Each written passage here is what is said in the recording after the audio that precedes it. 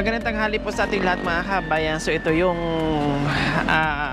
pinangako natin doon kay Tisoy, no? Dahil merong nag-sponsor po mga kabayan na si Ate Daisy from Hong Kong po mga kabayan. Maraming salamat po sa ganito ang puso, no? Na nakatiwangwang po yung kanilang bahay. So ngayon po binilang po natin ng sawali para kahit papaano mga kabayan hindi lamigin yung mga bata kasi nakapalibot lang ng kumot at plastic or sako mga kabayan. Talagang buong palibot ng bahay walang dingding. So ngayon sa wakas madingdingan din dahil sa ating buting sponsors na pioneer sponsors po natin na si Ate Daisy. Maraming salamat po sa pagkakataong ito, sa biyaya ng tatlo. Ang ginawa ko mga kabayan, tatlo na kasi sabi ko pag dalawa parang alanganin. So ginawa ko ng tatlo, hindi baling sumobra. Ang kundi bahala na sila kung saan pala pwedeng itapal.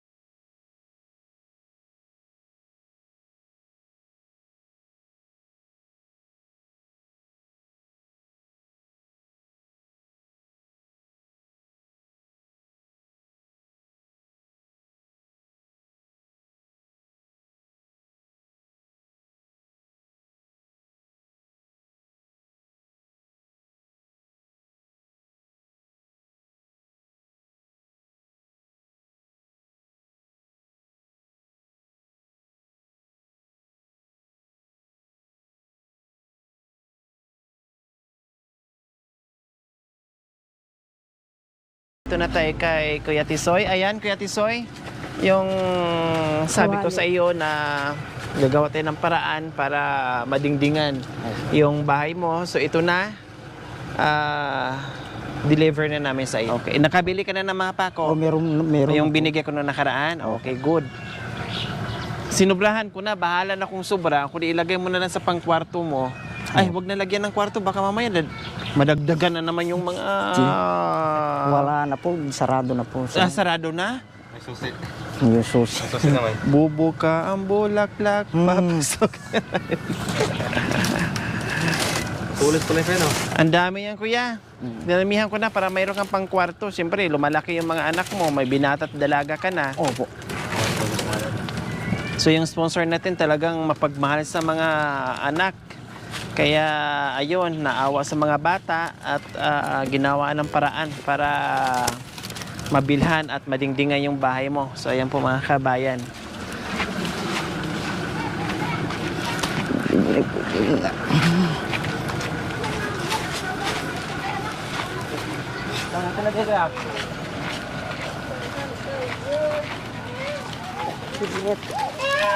Wow.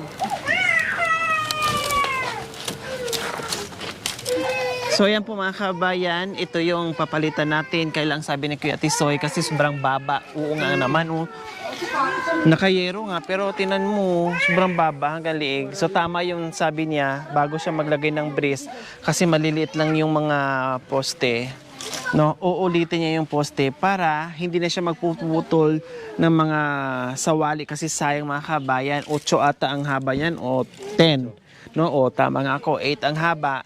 So kailangan magdingding siya, ay kailangan magposte siya ng medyo mataas, 12 siguro para meron pang allowance. Then salpak niya yung sawali na 8 ang size. So ayan, nakita niyo naman po mga kabayan. Buti nga ngayon lang to napansin. Ngayon ko lang to nakita na meron ganito. Siguro nilagyan nila kasi sobrang tawag nito, mahangin, pumapasok yung hangin. So ayan. So ayan po, maraming salamat po Ate Daisy.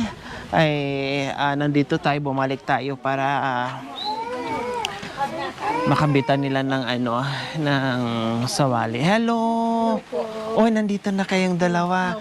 Sino yung na-hospital? Ito po, si Ponggay. Si Ponggay. Wow, ang ganda pa naman ng pangalan. Bakit Ponggay? Oh, bakit? Oh, wala na. Tahan na. Nagutom ikaw. Oh, sige, kain na ikaw. Kain na ikaw. So, yan po mga kabayan na nakaraan. Wala kasi nagpa-gamot itong bunso. Oh, bakit nasa lapag na yan? Ay, bakit nasa labas na yung papag? Hindi po yung Ay, bago to? pag kakainan siguro. Hindi, mami, para sa iyo. Para sa akin nga, nagatid na ako dito. Kawawa yung dalawang number 2 ko. Number 3. Sa number 3 daw to, okay lang? Oh, ang bait nila, oh. Ba, talaga mababait yung Aita. Oh, di ba? Anim pa niya. Pero para meron number 3 sa amin. Wow! Kung babae ko sa Aita, walang problema.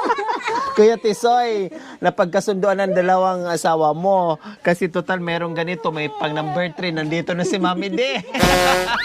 Ito pala yung papag ko. Oh, di ba ang ganda? Ang ganda naman ng papag. Sinong gumawa? Kuya Tisoy po. Wow, ang galing mo naman, Kuya Tisoy. Ang sarap naman dito magtambay. Magkainan, no? Lamisan Kaso nyo. lang po hindi niya po nakuha yung mga kasi po naghanap po siya ng pagkain. Oh, sabi nga niya sa akin, kasi na-hospital, tamang-tama kasi na-hospital. No?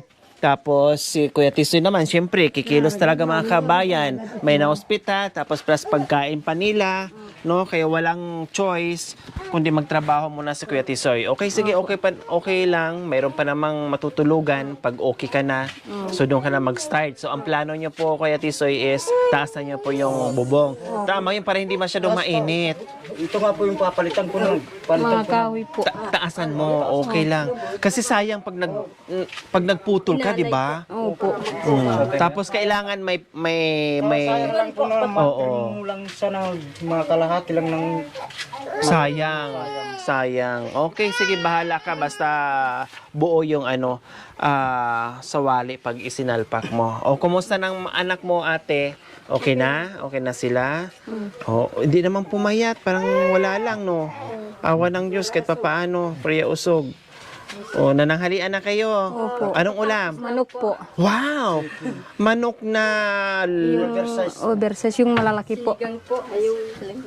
Oversize. yung mga 45 days, mga ganon. Oversize yung tawag nyo doon. Walang labuyo na manok. wala. Masarap yun eh. Sa bundok pa po kasi yun. Hindi ka marunong manghuli. Marunong din. Yung ano po, baboy damo. Pero madalang na lang ngayong baboy ramo, di ba? Opo. Hindi katulad noon na yung mamide, yung kabundukan na walang masyadong nakatira. Ngayon kasi ang dami nang umaakit sa kabundukan kasi siyempre nagtatanim, naghanap buhay, kaya yung mga baboy ramo talagang lumalayo na, unti-unti na rin nauubos. Kasi siyempre pag nakita ng mga katutubong aitas, malaking karni yun, pinaparil na. Meron pang usa. Oo, ang gandun. Sabi ng lolo mo, tatay ko, yun ang hanap buhay niya. Sabi ko nga sa'yo. Bakit yung tatay nyo noon, Mami D, nakahuli ng usa o dare? Oo, yun ang trabaho. Ng mga Aita dito, lalo na yung Anong lasa po, Mami D? Parang kambing. Oo, masarap pa sa Yun ba yun? Yung usa, yung dare? Parehas ba yun? O magkaiba? masarap pa sa kambing. Oh, wow! Masarap pa sa kambing. Yung sungay nila, Pero matigas. Dare nga yun, di ba? Pero matigas din. ay matigas din. Pero Pati kayo, nakatikim na rin kayo ng usa? siguro, may natira pa doon sa kanila. Mas maganda yung bundok ng mga yan. Malapit Talaga? sa Pinatubo. Ang huli nun, parang din, binabaril din, Mami D. Oo na. Or yung, anong tawag doon? Pinapana? Ano bang tawag doon? Pinapana. Okay. So masaya, Kuya Tisoy, sa pagbalik namin Opo, masaya po kami. na magkakadingding na. Opo, at salamat po sa inyo. Oh, At kay Lord po. walang anuman. At least, masaya kami na yung mga bata na pagdating ng taglamig, hindi na sila lalamigin. Di ba? Hindi ilan nga anak yung mga bata? Ilan nga lahat? Apat po sa akin, tapos 3 po sa kanya. 7 sila. O medyo marami-rami na. Di ba? Madagdag pa si Mami D. Si Mami D, makalima to. Hindi magpaparami. Tapos, kambal to pag nanganak. Hindi isa, dalawa. Ganyan yan. Malakas ang... Oh. Kaya subukan ni Kuya Tisoy ni Mami di 3. Triplets. Supportado naman tayo ng... Wow, supportado. Supportado daw. Siguro ugod-ugod na ako doon, Mami di. Bago ka maka-triplets. No. Oh, okay, sige. Yun lang. Ate Daisy, salamat po sa inyo. Binigyan niyo po kami ng dingding para hindi na po nilalamig yung mga anak po namin. Salamat po sa inyo. Ate Daisy, maraming salamat po sa lahat po ng binigay niyo sa amin na tulong po. At magkakadingding na rin po yung bahay ko. God bless you po. Salamat po Ate Daisy sa tulong na binigay niyo po sa amin. Kung hindi niyo po kami tumulong, hanggang ngayon din po wala din yung dingding yung bahay namin. Salamat po sa tulong yung binigay sa amin ng dingding. Para sa tag-ulan po, wala na pong lamig na dumadapo sa mga bata po. Tsaka maraming salamat po sa tulong na binigay niyo sa Ayan.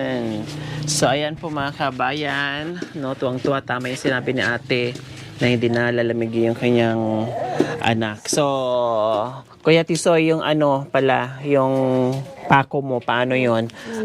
Magkasya na lahat, yung pandiding. Sabi mo kasi, uulitin yung mga poste. Siyempre, may mga pako ka na sa poste? Inaanay na po kasi. Dos lang po, yung 5, hindi ko po nabili yung 5. Kasi wala sa plano. Opo, dahil wala po sa plano yung taasan na naman ulit. oo, tataasan kasi no. So wala kang pang pako sa ano sa pangposte. Oo. Oh, so ayan po mga kabayan, magbigay ako. Actually ang pinadala ng ating sponsor na si Ate Daisy po ay 8,000. So bumili tayo ng sawali tig 2,000, nandito yung resibo. Dalawa lang sana yung aking bibili. So, 6,000 yung tatlo. Yung 2,000 po kasi mga kabayan para sa team. No? And then, 8,000 yung pinadala. Yung 2,000 ay ibigay ko na sa iyo at pandagdag mo doon para bili mo ng pako at iba pang kailangan. Ha? Okay. So, ayan, Ate Daisy, maraming salamat po muli sa ganito ang puso na maipagpalain po tayo ng Panginoong Diyos araw-araw, na ibigyan po tayo ng kalakasan ng katawan sa araw-araw, na ibigyan po tayo ng mahabang buhay. Pang sa ganon, marami pa tayong matulungan na gaya nila. Ay, tanong ko lang pala, Kuya Tisoy, syempre, naghanap buhay ka, 2 ang darling mo. Sinong humahawak sa pera mo? Sinong humahawak ng pera? Gusto po namin po, kami pong dalawa. Yun ang gusto. Sa amin, dalawa para kami na lang po yung magbibili po ng sangkap na. So pag may kitas Kuya Tisoy, ang humahawak ng pera 2 kayo. Hindi po siya lang po yung mahawak, tapos kapag may yung may kulang-kulang sa sangkap ng bahay. Yun na lang po sasama, 2 kami po pupas.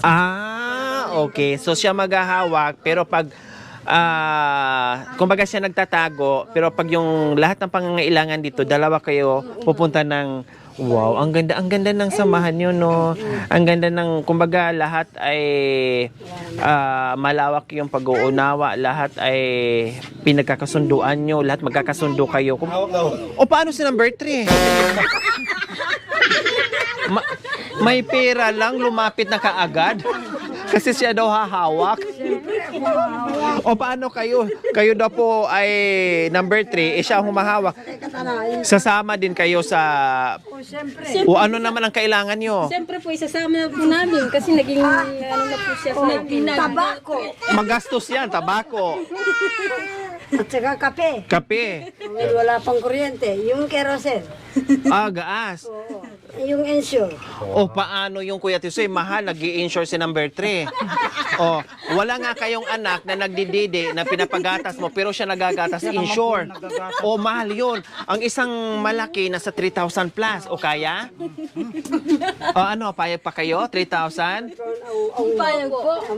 Kahit wala nang madide yung mga anak nyo? Magkakasama po kami. Siyempre, lahat nakita ni Kuya Tisoy, kulang pa dito. Yan mga kababayan, pag number 3 ako dito.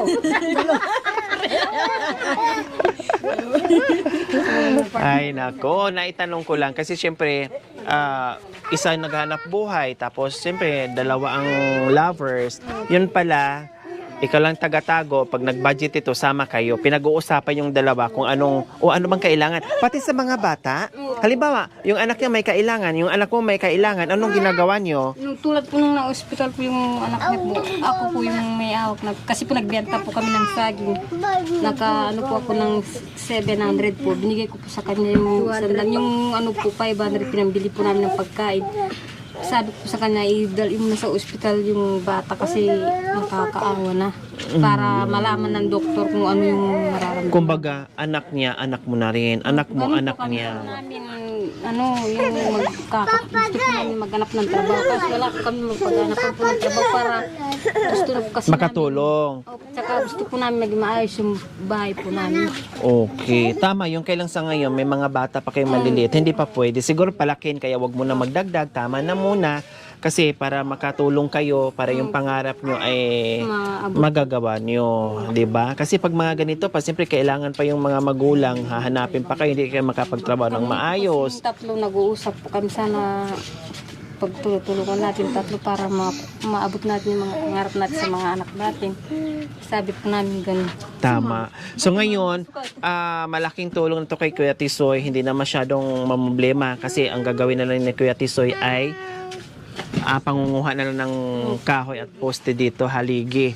No, hindi na siya problema ng pangbili ng materyales kasi nandiyan na, no, may allowance pa akong binigay para just in case na meron pang kailangan na iba, ay mabibili ka agad. Okay, sige, dito na kami ha. Good luck, kailangan pagbalik namin, maayos na. Nagawa na ha. Okay, bye-bye. Maraming po salamat. Okay.